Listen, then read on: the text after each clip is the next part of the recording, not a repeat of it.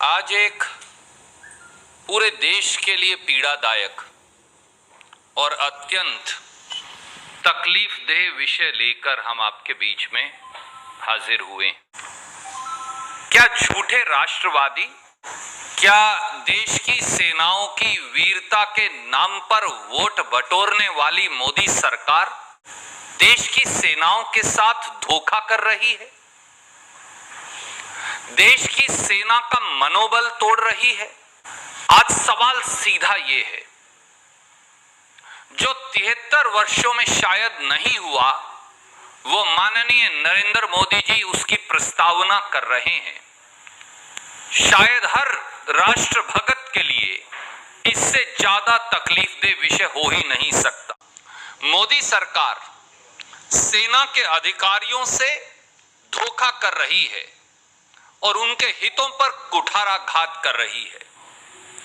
सैन्य अफसरों की आधी पेंशन काट लेने की प्रस्तावना देश की सेना के मनोबल को गिराना है।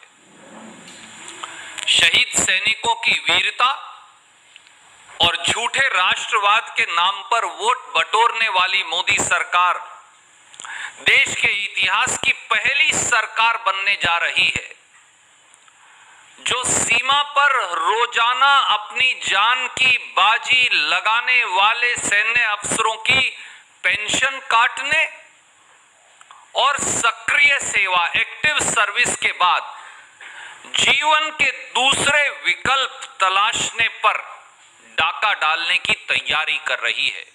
और उसके लिए ये प्रस्तावना, ये प्रपोजल, जिसकी प्रतिलिपि मैं आपको जारी कर रहा हूं, ये प्रस्तावना जो है ये दी गई है मोदी सरकार के द्वारा।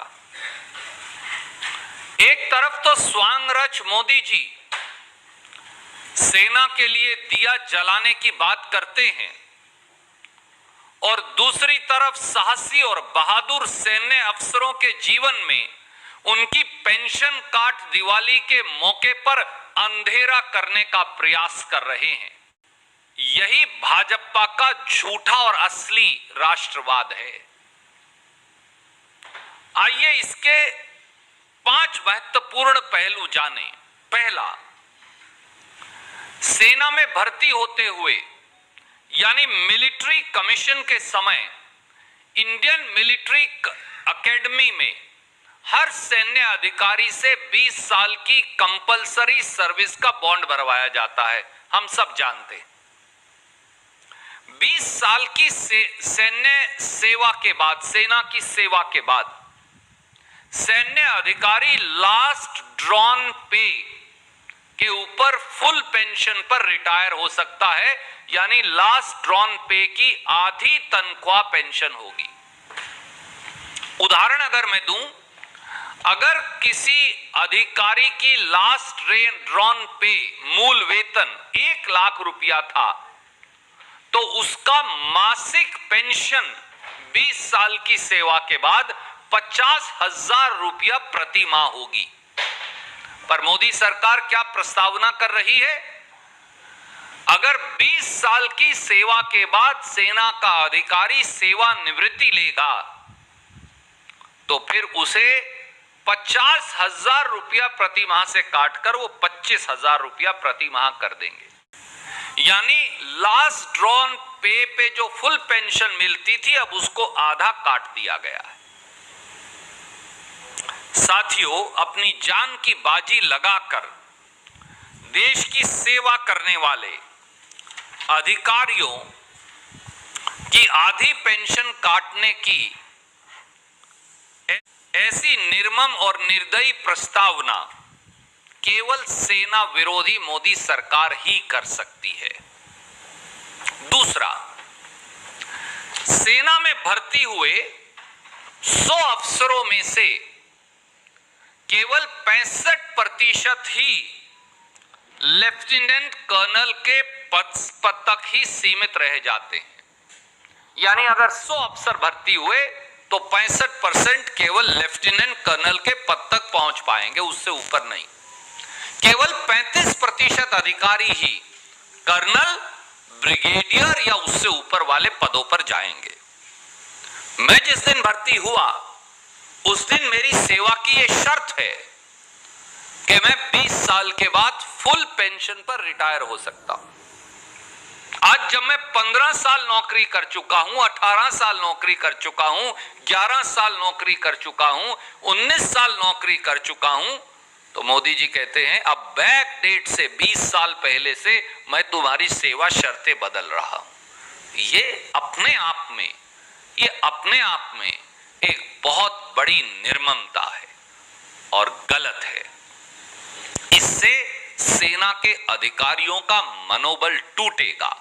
मैं इल्जाम लगाता हूं कि मोदी सरकार सेना के अधिकारियों का मनोबल तोड़ने का षड्यंत्र कर रही है। और पांचवा, साथियों, भारत की तीनों सेनाओं में पहले से ही 9,427 अफसरों की कमी है, जो 2019 का आखिरी आंकड़ा उपलब्ध है।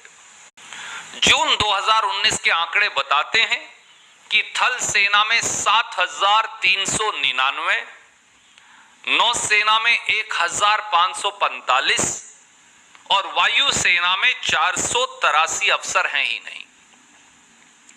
मोदी सरकार की सेना का मनोबल तोड़ने की इस प्रस्तावना के बाद स्वाभाविक तौर से देश के युवाओं का सेनाओं में भर्ती होने के प्रति आकर्षण कम हो जाएगा। इससे नुकसान किसको होगा? तो वो लीन और मीन फाइटिंग मशीन जो है, जो एक हमारी यंग सेना है, युवा सेना है, वो प्रभावित हो जाएगी। और एक छोटा सा पहलू है जो मैंने यहां लिखा नहीं पर आपको बताना चाहूंगा।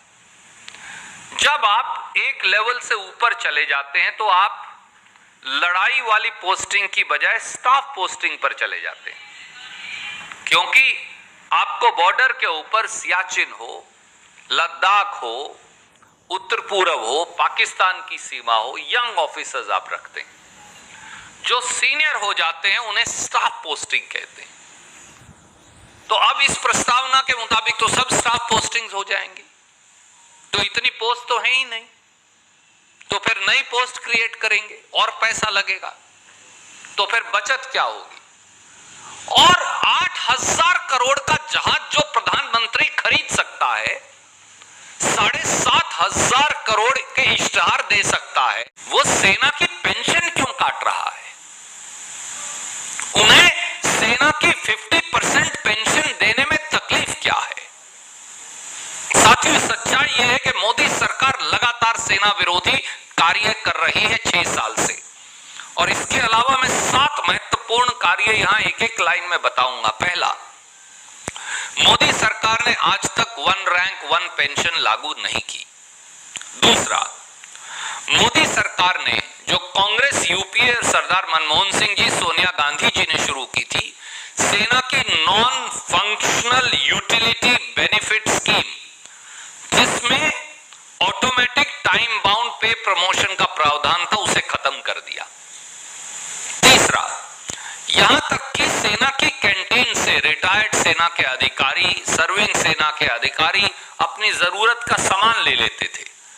ये तो सरकार इतनी मक्खी चूस है, 8,000 करोड़ का जहाज प्रधानमंत्री के लिए खरीद लेगी, पर आप कितने साबुन और शैम्पू खरीदोगे उनके ऊपर भी सीमा लगा दी।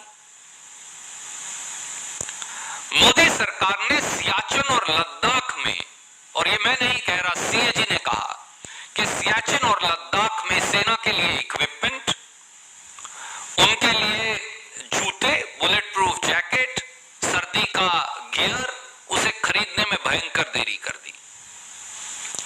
मोदी सरकार ने डिसेबिलिटी पेंशन पाने वाले सेना के अधिकारियों पर इनकम टैक्स लगा दिया। मोदी सरकार ने शॉर्ट सर्विस कमीशन भी तो सेना की सेवा है, जो वो सेवा करके साथी वापस आते थे, उनकी मेडिकल फैसिलिटी विड्रॉ कर ली। मोदी सरकार ने 70,000 सैनिकों वाली माउंटेन कोर जो हमने बनाने का निर्णय किया था सरदार मनमोहन सिंह जी के कार्यकाल में, ताकि पूरे चीन की सीमा पर वो लगाया जा सके, पैसों की दुहाई देकर उसे खत्म कर दिया।